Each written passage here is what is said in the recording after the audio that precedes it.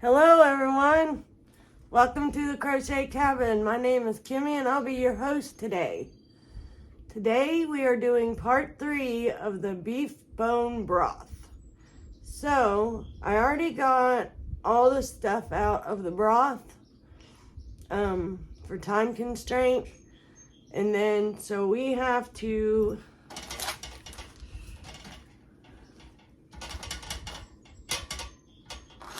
put down some cheesecloth in our strainer.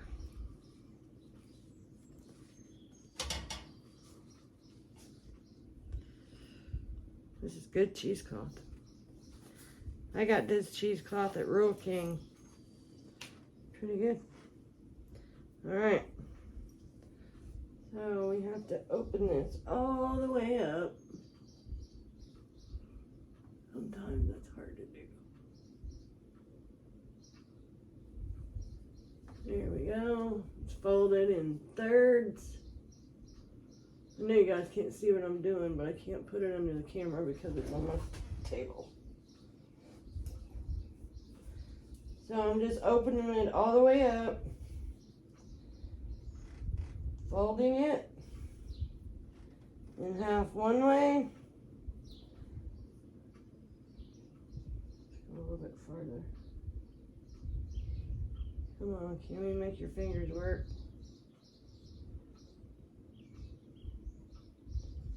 I'm wiped out already, y'all, and I ain't even close to being done. Alright, then we're going to fold it in half the other way. Fold it in half the first way. And I'm going to lay it down inside my strainer. Now this is my strainer. I'm trying to get it where you guys can see it. See the whole thing. Okay, there it is. Alright. So that's the strainer. And what we're going to do, we're going to take the measuring cup. We're going to dip it in this broth.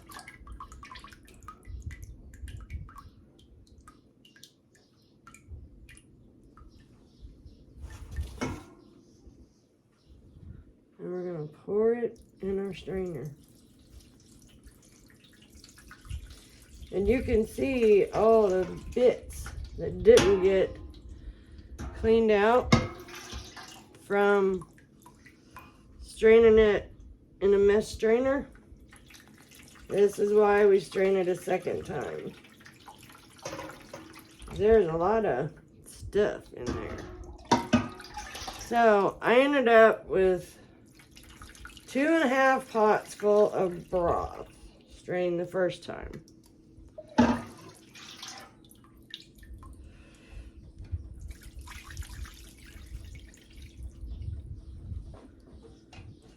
Good.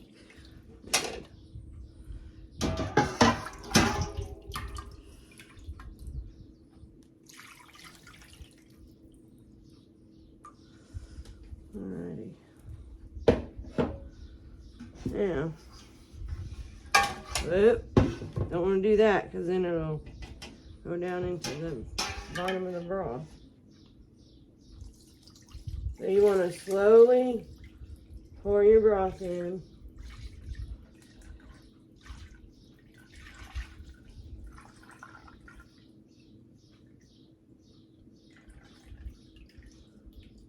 All right. Okay, here we go.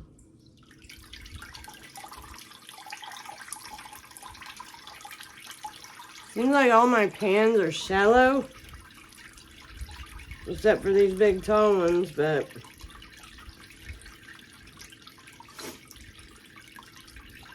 I figured we'd do it this way and it'd be easier. At least somewhat.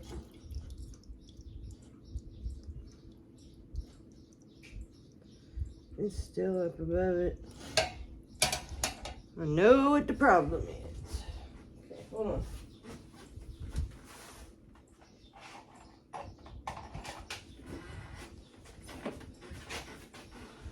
When this happens, I just kind of scrape the bottom of the cheesecloth. It gets all them bits off of it. Try to push it to one side. And I just keep doing that. Now this may not be the correct way to do it, but this is how I do it. How you do it is completely up to you. I mean, if you're gonna do it. So, we're getting there. Then I'll gather up my cheesecloth.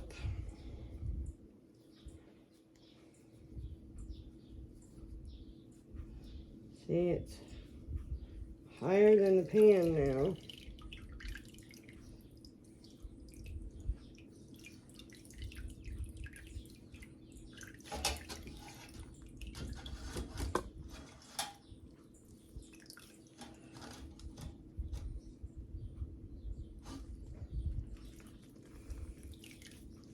Let me tell you something, that stuff is hot.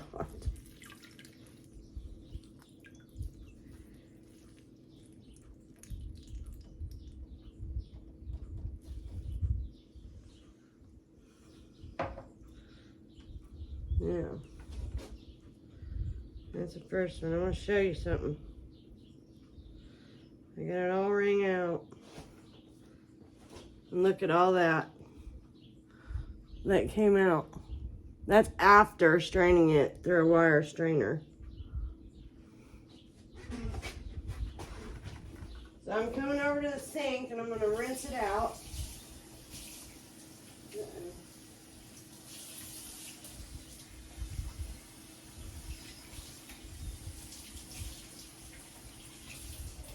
Real quick, right? I get all the nasties off of it, anyways.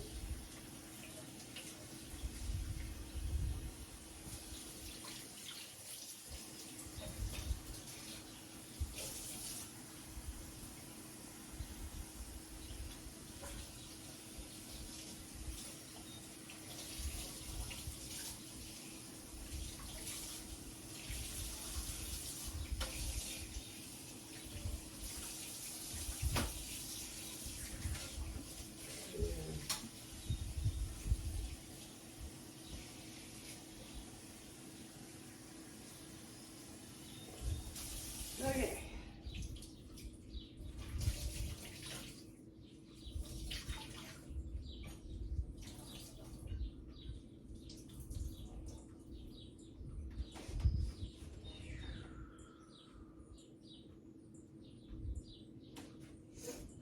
Then what I do is I unfold the last fold, flip it inside out, like that. Put it back in. I'm a conserve person. Okay, we're gonna set that down there. I'm gonna rinse this pan out and I'm gonna pour it back in this pan because it's right down there where it'll just linger in there. This is my big corn cooker.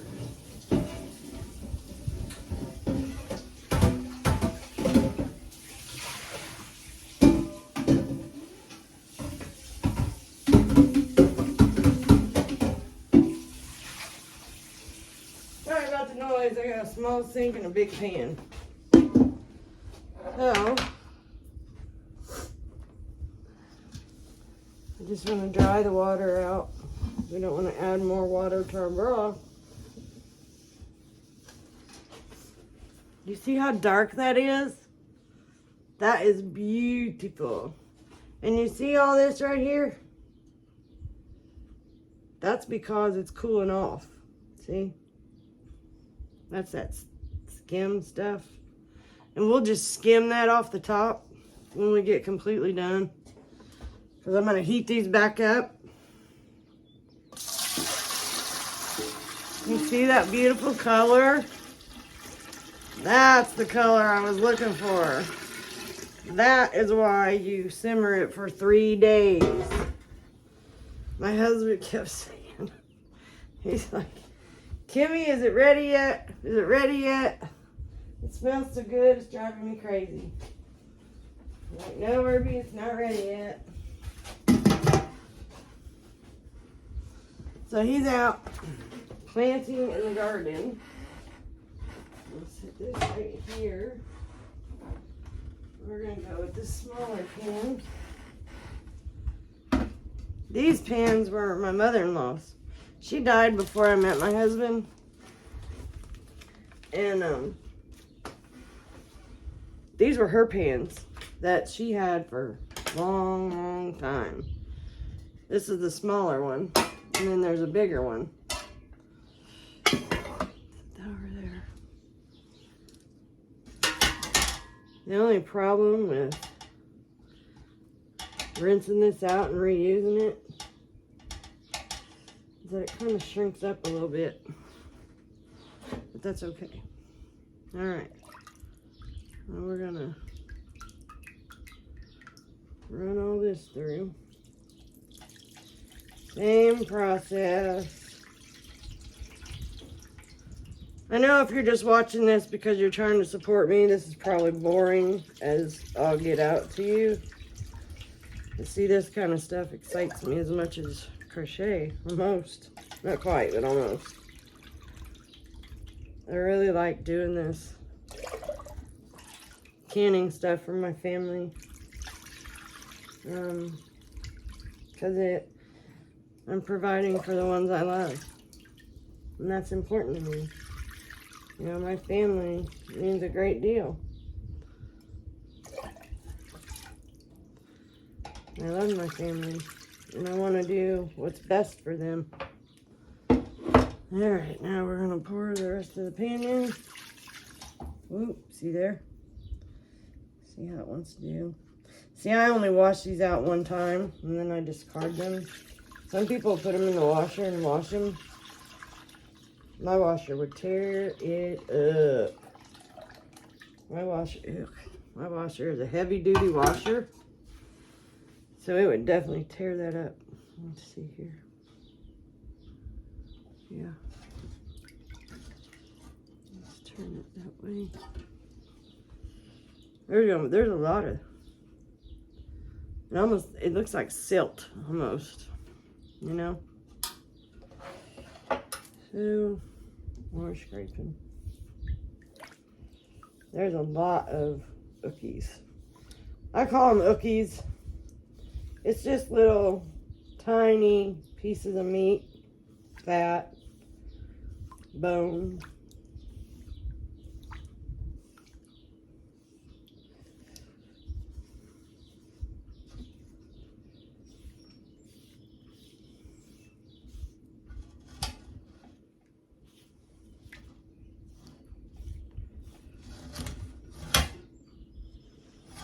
Ooh, darn it.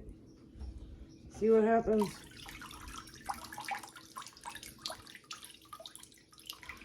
I'll take it up on the side sometimes where there is no soot.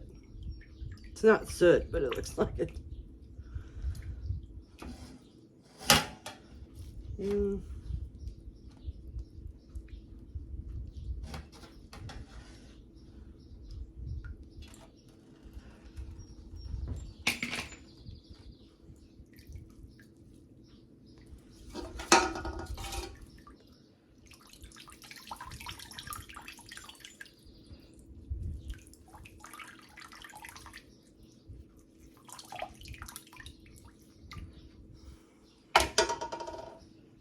In the trash. Okay. Now, we're going to add that to the first pan that we put it in. Take the lid back off. We'll come over here and dough and just pour it in there. Hopefully it'll take the whole thing. Oh yeah. And then some. Okay, that is pan number 2. So we can throw this over in the sink. So I'm not going to take you through the whole canning thing because I know I'm going to have more than a dozen jars. So I'm going to do a dozen jars. I may do 14 because I think I'm going to have more than that. I'm going to have quite a bit more than that. So I'll do what I've got washed with you guys. But it's really easy. So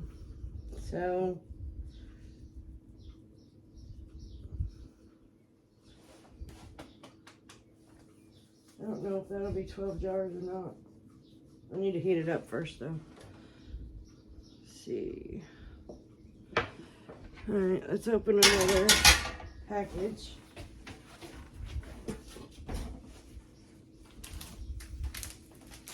I am not quite used to doing canning videos. I will get better as I go along because I do plan to do some like food preservation videos.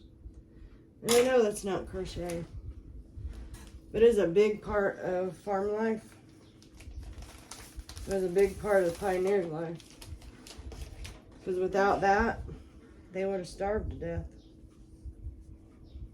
Absolutely. And people have been canning for, good Lord. They were doing canning before there was stoves. Just did it on fires. They used to can in jars and use salt back in biblical times. That's what I heard anyway. I can't say if it's true or not. I wasn't alive back then.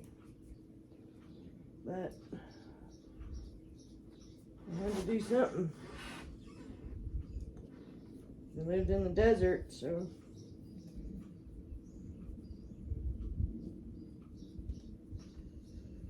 Right.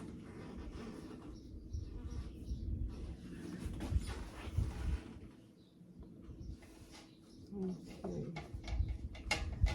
Alright, now we're going to get this big pea. Lordy be. Okay. This is the other one of my mother-in-law's pans. This is the bigger one. This is the one I used to cook corn in until my husband got me that one.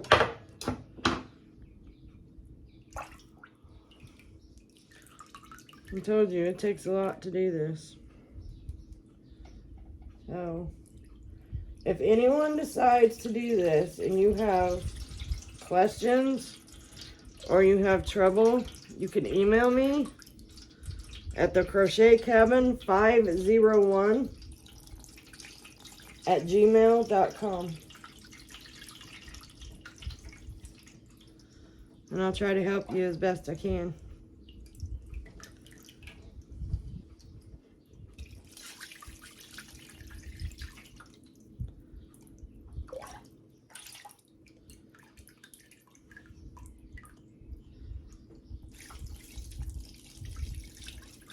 And I'm going to tell you a good YouTube channel to watch if you really want to learn some good stuff about canning and preserving and all that stuff. It's called New Traditions Homestead. And their names are Sarah and Kevin. I learned most of what I know from them, from her. They do all kinds of stuff. They do freeze drying. They do dehydrating, canning.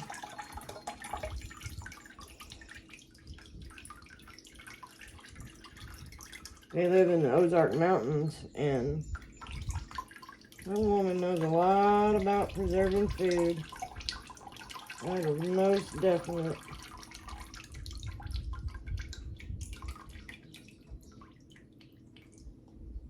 Let's see if we can't get any more in there. This is the last of it. Right here.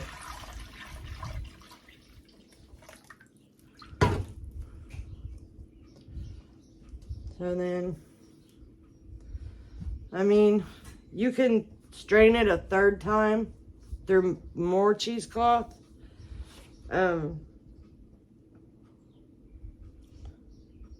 don't know, it's how particular you are. I want to leave a little bit of fat in my broth because there's an old saying, cut the fat, kill the flavor. So I'm going to leave a little bit of fat in here.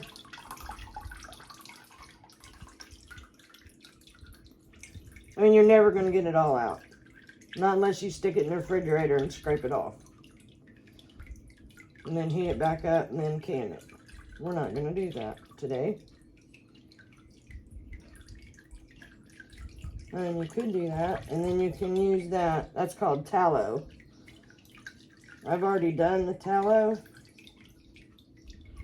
And you can use it for cooking. You can use it for soaps, lotions, creams. You can use it for, oh, what's that called? You all right, Lori? Lori, answer me. Okay. Every little cough, I'm freaking out. She got to choking last night. I mean, she really choked last night. She has this bad habit of stuffing her mouth completely full. And I'm trying to break her of that, but I guess she's done it all her life, so.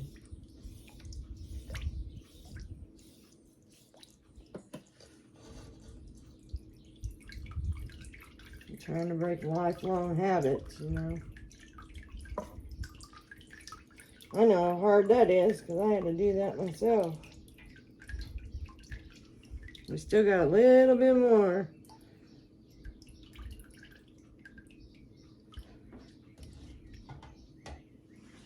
We're going to pour it in there, girls. Guys, if there are any guys watching this, which I don't know. So, the canning part of this video is probably the most important part of the video, to be quite honest. So,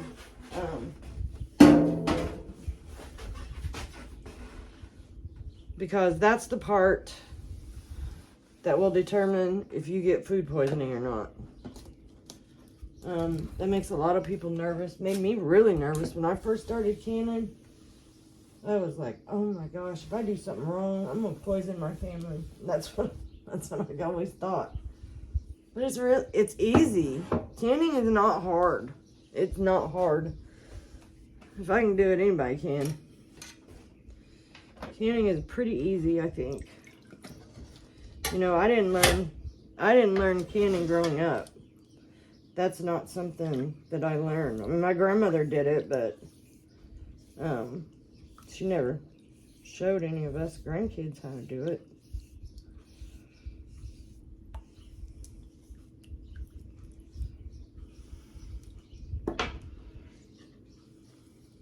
You know?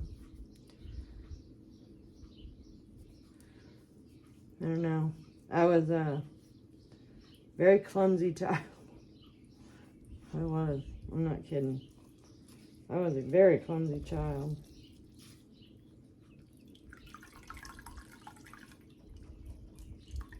My dad always said I was an accident waiting to happen. But I never broke any bones or nothing. You know?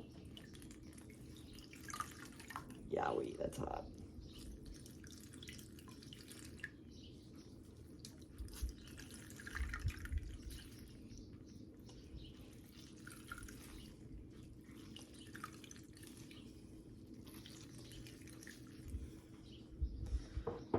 All right.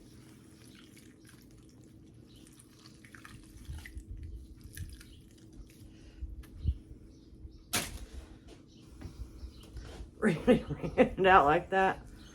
That's my own design. That's just how I do it.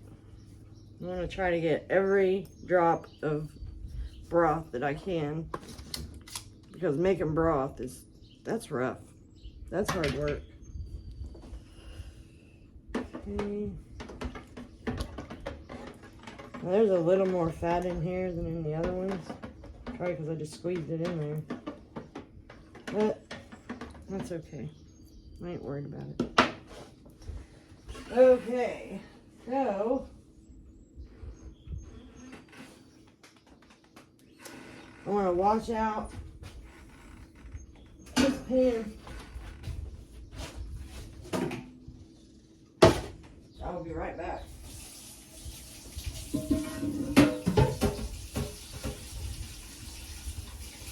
gonna tell you, making chicken broth, turkey broth, is a heck of a lot easier than this.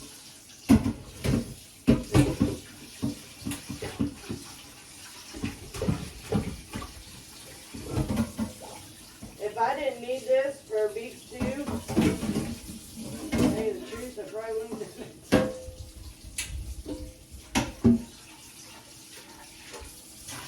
But I want to make it from scratch, and I want to make it homemade. So that's why I'm doing all this. I am recording. Just so you know, camera's pointing down so they can't see you. My husband doesn't want to be on film. He's a very private person. Okay. Alright, we got it strained twice. That is good. It's still pretty hot, but it needs to be a little bit hotter.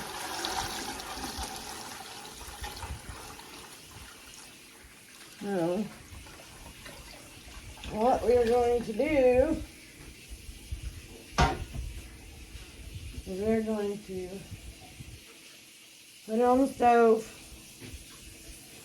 let it cook a little bit, just warm up.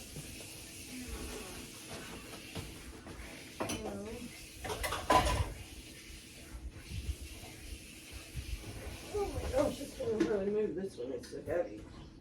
Ooh. This one husband's come in handy. Then no, let's not do that.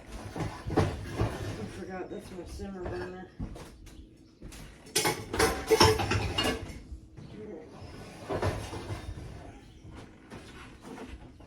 This one in here. In there. Stove turned on.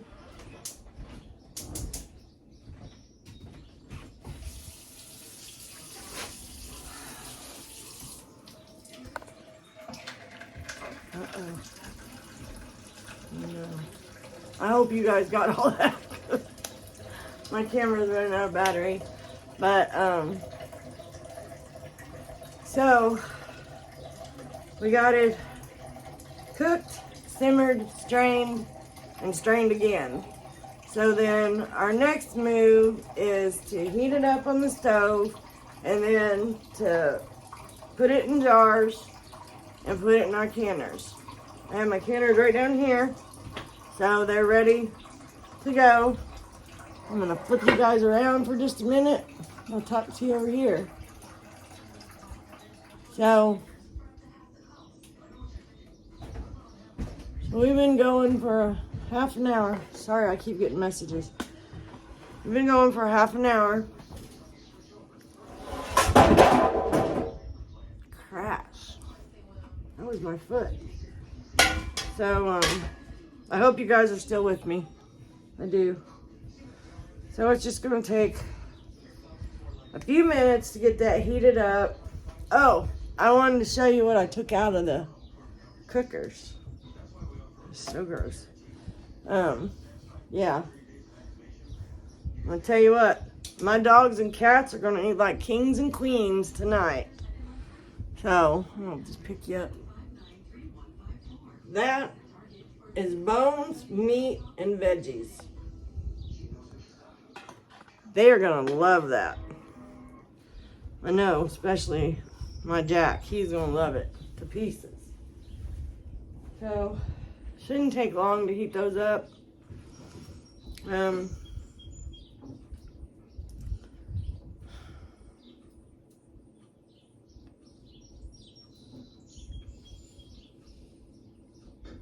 So, tell you what, we're going to take a quick pause. It'll be quick for you, a little bit longer for me.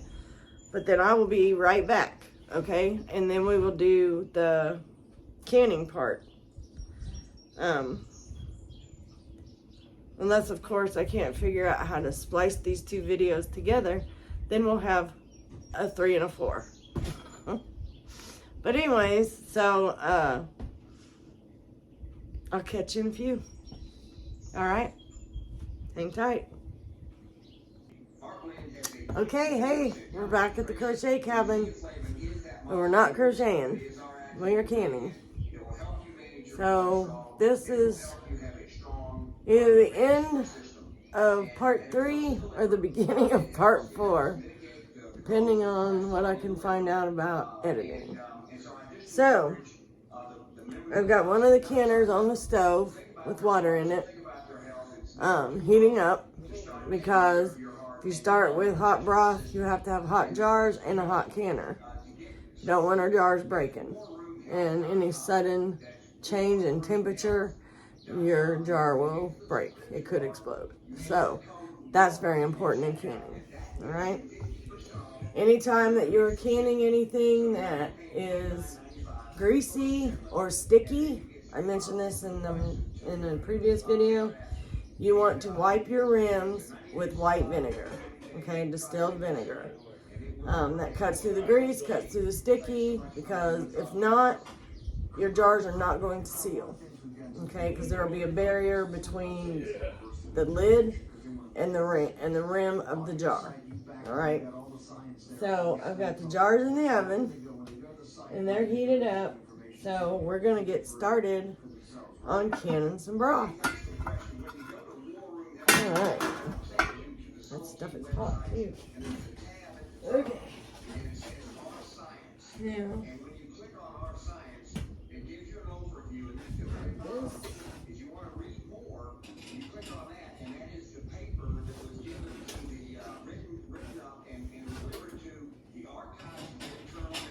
I usually take 2 out at a time. So, I'm gonna come over here. I'm gonna flip you guys down so you can see what I'm doing. I take 2 jars out at a time, so the jars don't cool off before I can get the broth in them. All right, once the broth's in them, they'll stay hot. All right, so hold on. Here we go. All right. Yeah, these are the jars right here. And they're hot, so be very careful. So, this is a canning funnel, and it fits right down your jar, like that. It works for regular mouth jars and wide mouth jars.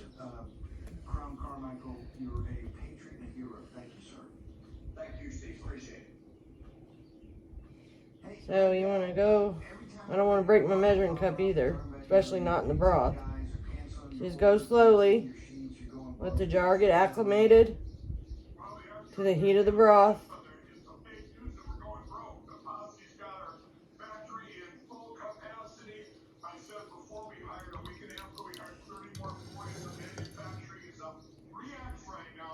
All right.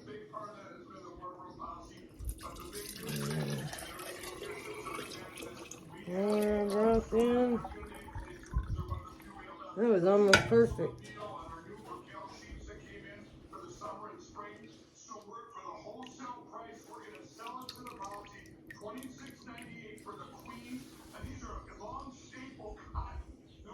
Now, when you do this, you want to leave 1 inch headspace, and that is the bottom of the very bottom of the rim before it starts going through up against the threads. That right there, that bottom thread, that is 1 inch, okay, from the top. And then we switch over here.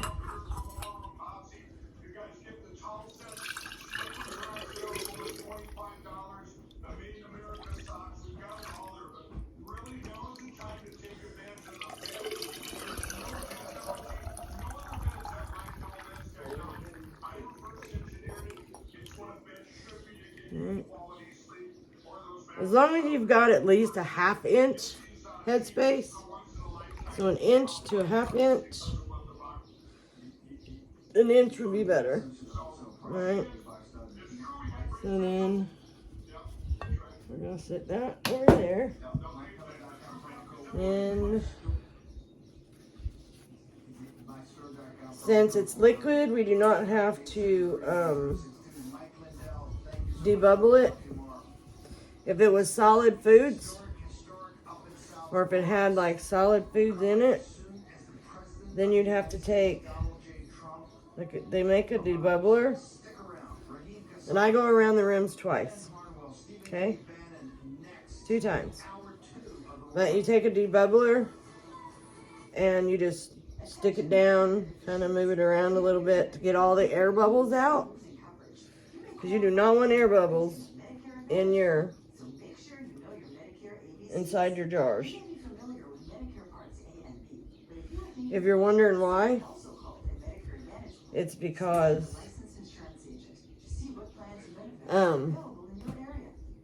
botulism again. You have to be very, very careful. Safety is utmost important in canning. Ooh, look at all that fat in there. There's a lot of fat in there. Yes, dears, it's hot. Okay, you close it fingertip tight. That just means you do it till there's resistance, and then you tighten it a little more. That's fingertip tight. And then you'll take this is called a jar lifter, for those who are unaware. Okay, turn that down now. Turn it on. Don't want it to boil. Okay, and we will take this, and we're going to put it in the canner. Slowly.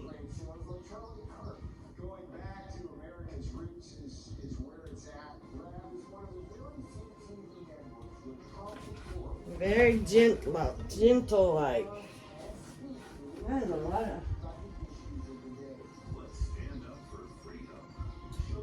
Yeah, it's got a lot of fat in it. That's alright.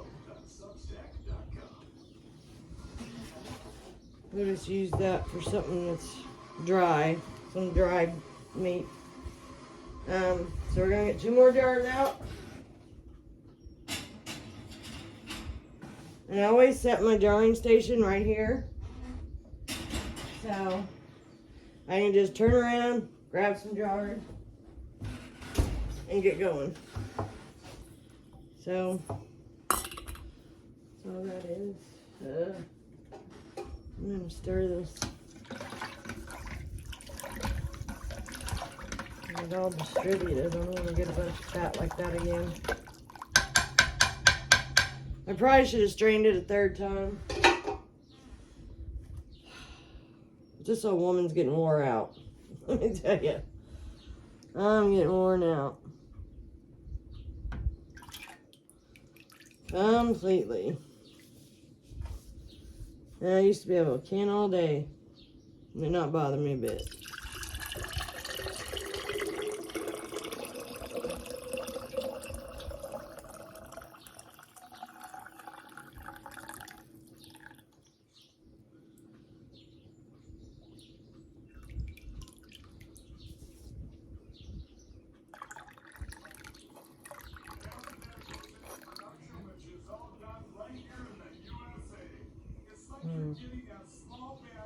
Yeah, I ain't liking that at all.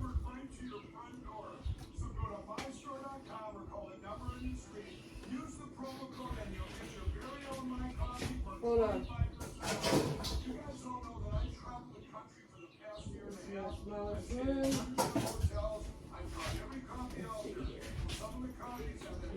Fit in there? Yes, it will. All right.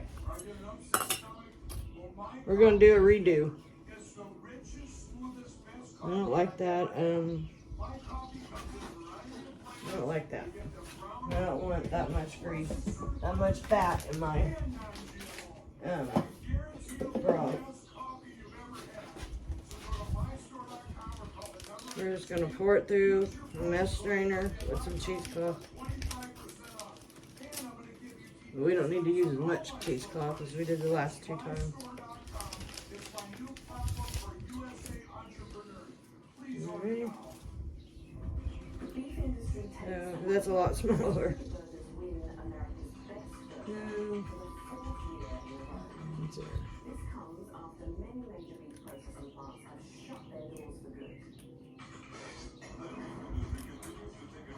So I'm just cutting the cheesecloth. I don't think you guys can see what I'm doing. I need a bigger phone or something. I don't have a tablet, so I can't do it that way. So then I'm just going to fold it like we did before. And I'm just going to let it hang over. Put it in there. So I've got the funnel and the wire mesh. I need to put this on.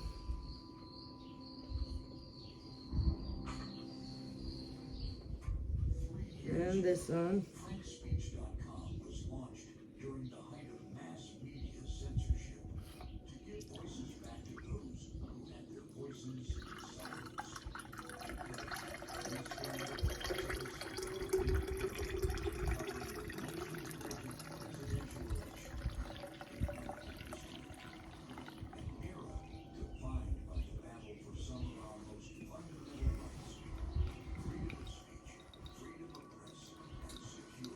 Alright, and we just let it drip.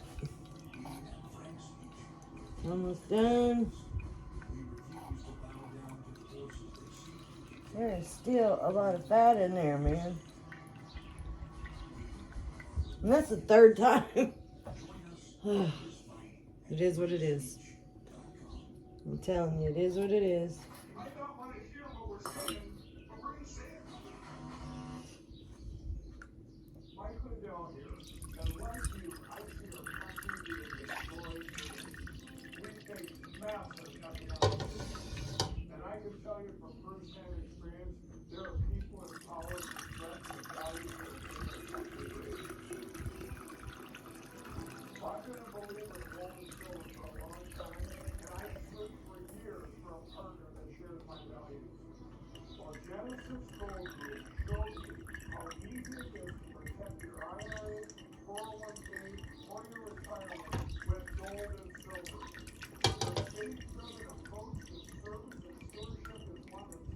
That's not bad so far.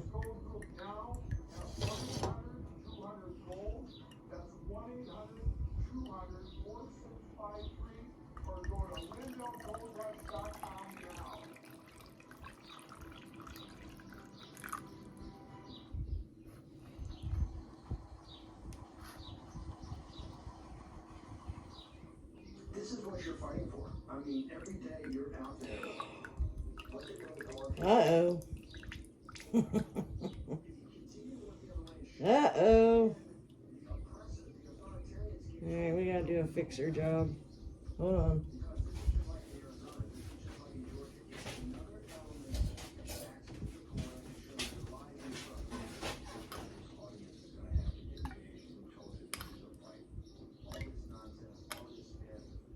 I went a little overboard, which I normally do.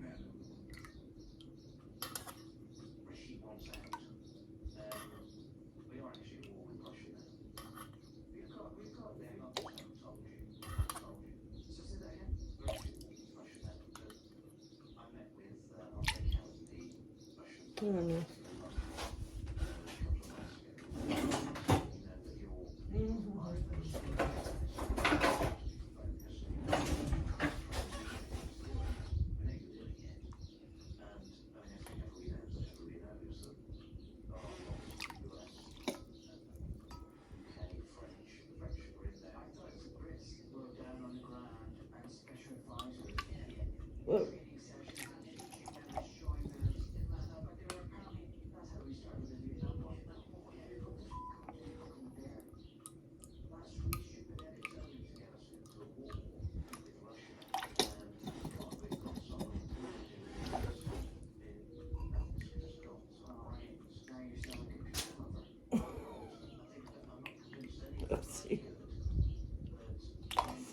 Alright. We've got 2 more done. So we're going to do the other end of the paper towel.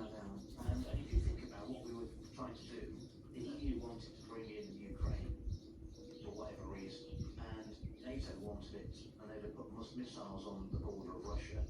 So, I mean, what did America do when the old Soviet Union tried to put missiles in Cuba 90 miles up? Now, as far as the lids and the rings go, used to be, they said that if you had to sterilize your lids and your rings.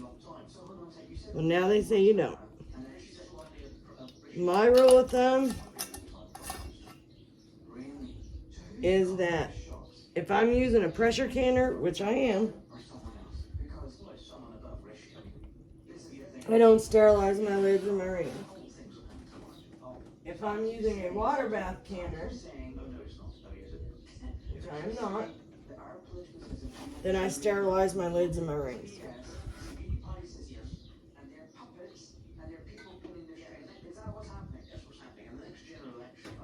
And to sterilize your lids and your rings, what I do is because I like to be safe. So what I do is I wash my lids and rings in soapy water with a cap full of bleach. And I rinse them real good with hot water. And then I'll put them in a pan and heat them up.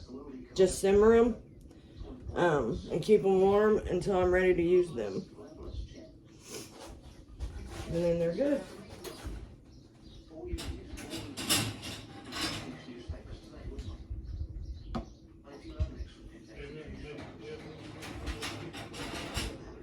And when you take these out of the canner, they will be greasy.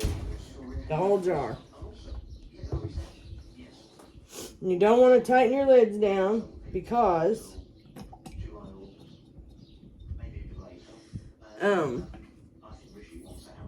your lids could buckle and then you won't get a good seal.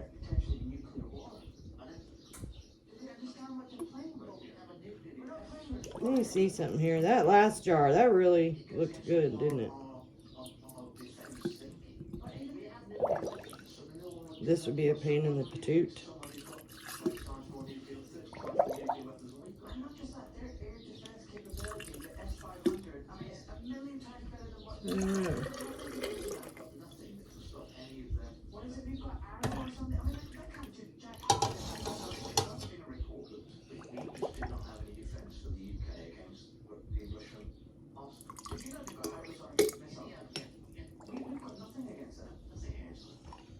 I don't want to do this the whole time, but man, it sure does cut down on that fat. It's not as bad. I don't know why that is.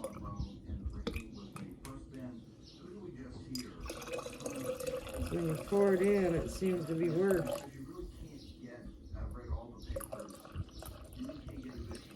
You just pour it slowly.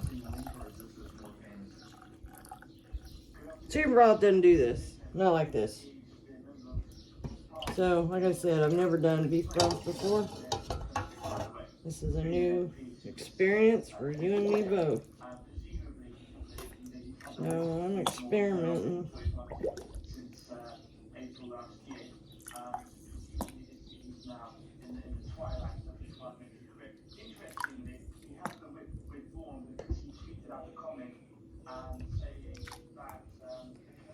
I seen a YouTube video today of a lady doing this. Not this, but, you know, canning beef broth.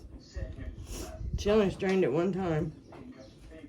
And, that's too much. And then she, and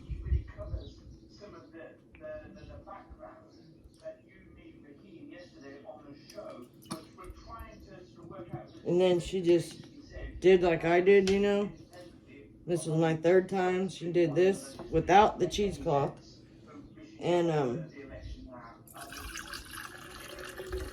the broth was like half fat. And she canned it that way. Which I mean, I don't know. Maybe beef broth is supposed to have a bunch of fat on it. I don't know. I guess the leaner, like if you do beef broth with just bones, no fat, you know, and a little bit of meat, then it will probably be, you wouldn't have as much fat in your broth.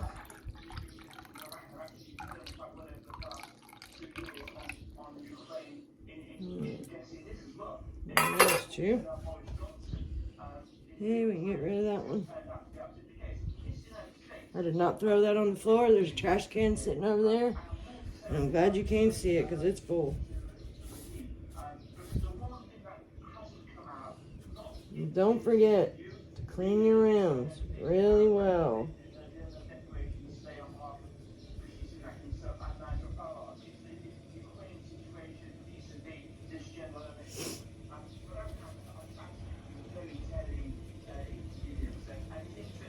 And this is how I do it. I put my finger right there. And then it looks like that on the bottom. And then I take it around. And then I'll fold it the other way.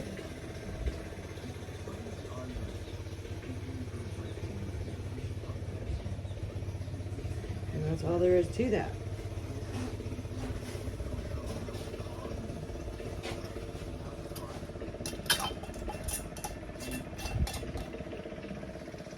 So this is 5 and 6, I believe. So then,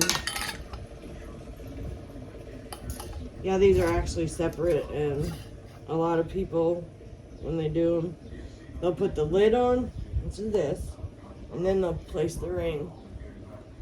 But I find it quicker and easier just to flip it on there and tighten it down. That's just me, though.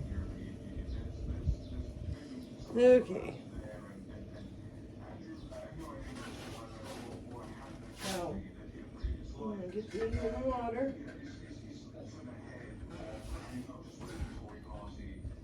And then we just have one more to do.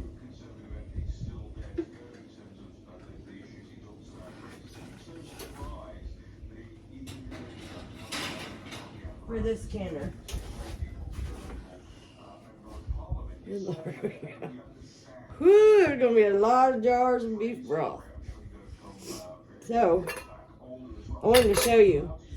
When you once you get your lid and your ring on, and your jar's full and everything, and you pick it up, make sure you put something like a pot holder or a hot pad underneath, because if you would lose your grip on this, then you may drop that jar, and you might try to catch it with your bare hands. Don't do that. You will get a 2nd degree, maybe a 3rd degree burn on your hands. So always use something to brace the bottom, okay?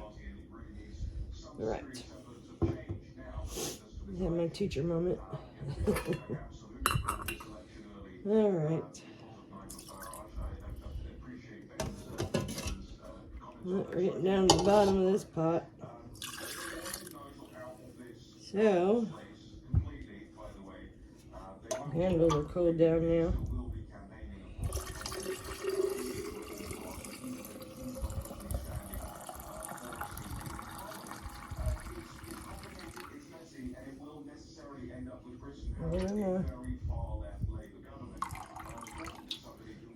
Oh, I was going to show you that. You can't really see it in a jar that's full. Hold on. I want to show you the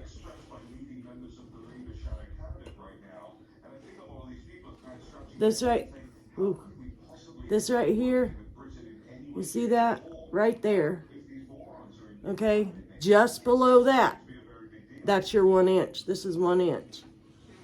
So when you go to fill your jars,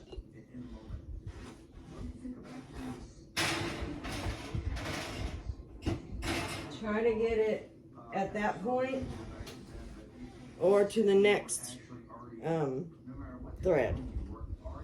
because then you'll be right on the money. Because it needs so much headspace so it doesn't blow your lid off, I guess. So it's very important.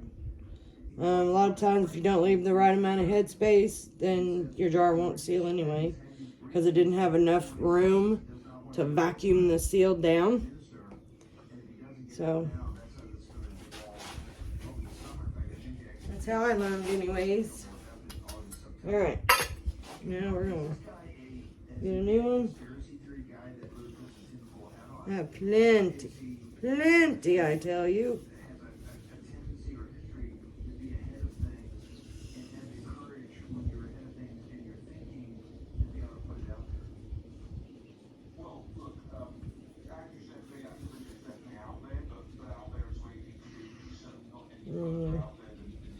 Wipe the rim. Put your lid in your ring on. Grab your jar and grab it underneath that lip. Okay? This will hold on to it.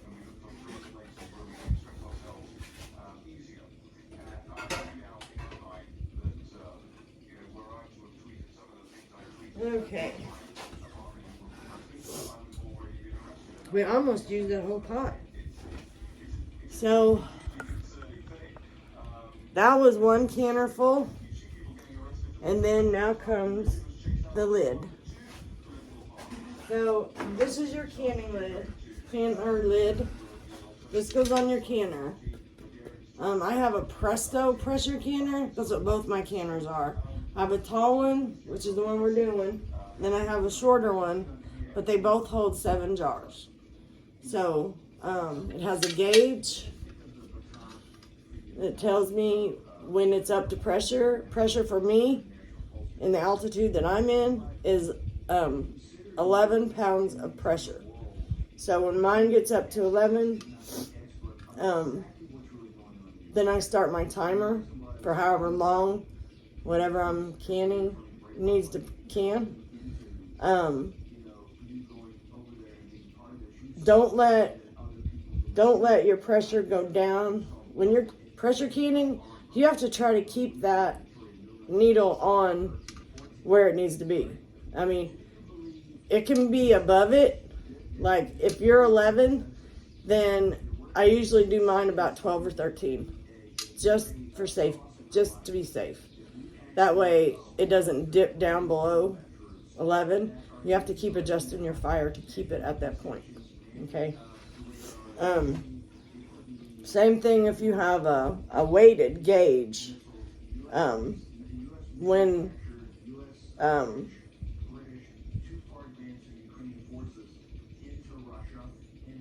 this button right here, when that pops up, see the button right there? Okay, when that pops up, then there'll be a bunch of steam coming out of this little spigot here. Okay, that's where my weight goes. Okay, once that steams for 10 minutes after this pops up, then you'll put that weight on. It's very important. It has to steam for 10 minutes. You'll put that weight on, and then your gauge will start climbing. Okay? It's best not to start your fire on high. It's easier to can, I believe. It's my own personal opinion. Take it for what you want. I believe it's easier to can on a gas-powered stove than it is an electric one. That's just me. The heat is easier to control, because with an electric stove, you have to wait until it starts to cool back down or heat back up. With fire, it's instant. All right, it's just easier. So then, let me show you my weight. This is my weight. So, after this pops up, after this little knobby thing pops up, and it vents for 10 minutes, then I'll put this on, okay? And then my pressure will start climbing. When it gets to 11 pounds of pressure, then I start my timer, okay? And then I try to keep it as close to 11 as I can. As long as you don't go past 15, you're good. Because it's got a safety in it. This will pop out right here. See that little button right there? That'll pop out and release all the pressure. You will not blow the lid off your canner. It used to be that way. But with these, you don't. So, that's pretty much it. So then, it's best to start your heat on a low temperature and let it gradually climb up. It takes longer, but gradually climb up to where it needs to be than to start it high and then have to back it back down. You know what I'm saying? So it's better just to go slowly. It's better for whatever you're canning. It'll heat through more evenly and you'll have a better return product. So, enough of that, right? All right, so I'm going to turn you guys around if I can. This is like a maze on this table today. Oh, don't look at my dirty dishes. So, this, come here. Hold on. This, you see that? The writing and the little arrow. See, that's what it looks like inside the canner. Okay. Now, the writing on the arrow. There is also, what's this side? I don't know if you'll be able to see it. Do you see that arrow right there? Do you see it on the silver part of the lid?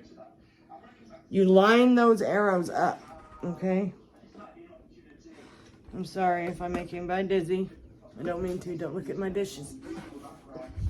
Haven't got that far yet. Alright, so I'm going to put this on. And I hope you guys can see this. You line up the arrows. So there's my arrow. And it goes straight down, okay? Then you grab both. You grab these and these. So what I do is I grab one with my hand, my thumb, and one with my fingers, and just the opposite this way. And then just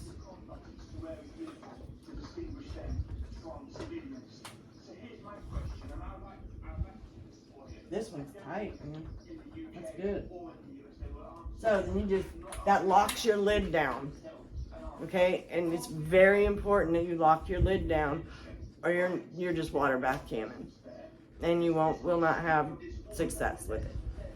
So you do that, and then you wait for this to pop up, and then set your timer. After this pops up, set your timer for 10 minutes. Because this will be venting pretty good. And so you want it to vent really good for 10 minutes. That gets all the steam out and allows pressure to build up in its place. Then you'll put your timer on, and then you'll watch your gauge. And then you'll adjust your fire as needed. Your heat, whatever your heat source is. There's debate on whether canning is a good idea on flat top stoves. I don't know, I never had a flat top stove. I have only canned on gas heat.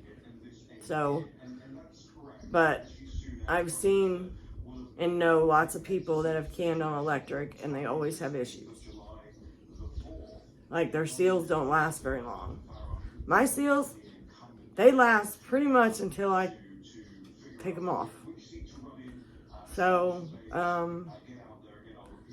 you know, it says up to 18 months on the box in your jars. But it's been my experience that it lasts a lot longer than that. So, I think that's just like their disclaimer thing or whatever.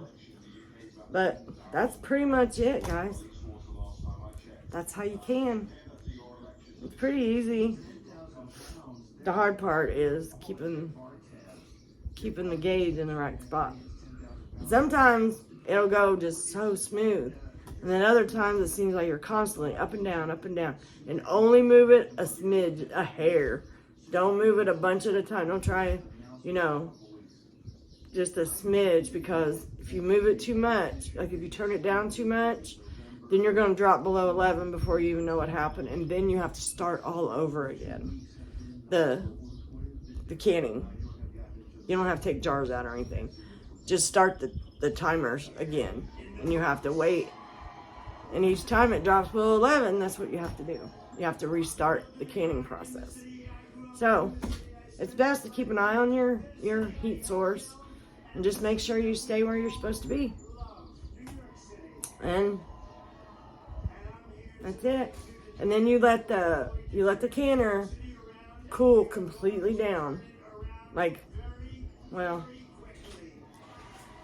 When all the pressure is out of your canner, that button we talked about that pops up, that button will fall down.